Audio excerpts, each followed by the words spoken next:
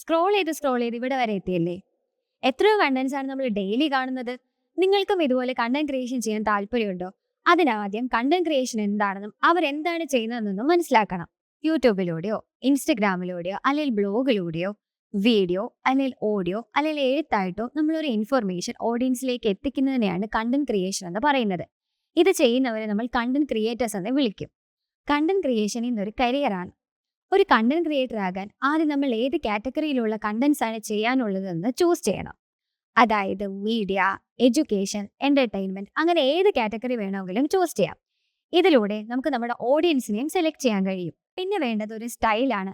നമുക്ക് സ്വന്തമായിട്ട് ഒരു സ്റ്റൈൽ അല്ലെങ്കിൽ വേ ഓഫ് പ്രസന്റേഷൻ ഉണ്ടായിരിക്കണം. പിന്നെ നമ്മൾ ഏത് മേഖലയെ പറ്റിയാണോ പറയുന്നത് അതിനെപ്പറ്റി നല്ല നോളജ് ഉണ്ടായിരിക്കണം. അതായത് തെറ്റായ ഇൻഫോർമേഷൻസ് പാസ് ചെയ്യാതിരിക്കുക. വളരെ അപ്ഡേറ്റ് ആയിരിക്കണം. കൂടുതൽ റിസർച്ച് ചെയ്യണം. കറണ്ട് ട്രെൻഡ്സിനെ ബേസ് ചെയ്ത് വേണം കണ്ടന്റുകൾ ചെയ്യാനുള്ളത്. സ്വന്തം ക്രിയേറ്റിവിറ്റിയും സ്കില്ലും ഉപയോഗിച്ച് റെഗുലറായിട്ട് കണ്ടന്റുകൾ ചെയ്യണം. അതുവഴി നമുക്ക് ഓഡിയൻസുമായി ഇന്ററാക്ട് ചെയ്യാൻ കഴിയും. ഇതിലൂടെ നിങ്ങൾക്ക് നല്ലൊരു കണ്ടന്റ് ക്രിയേറ്റർ ആകാം.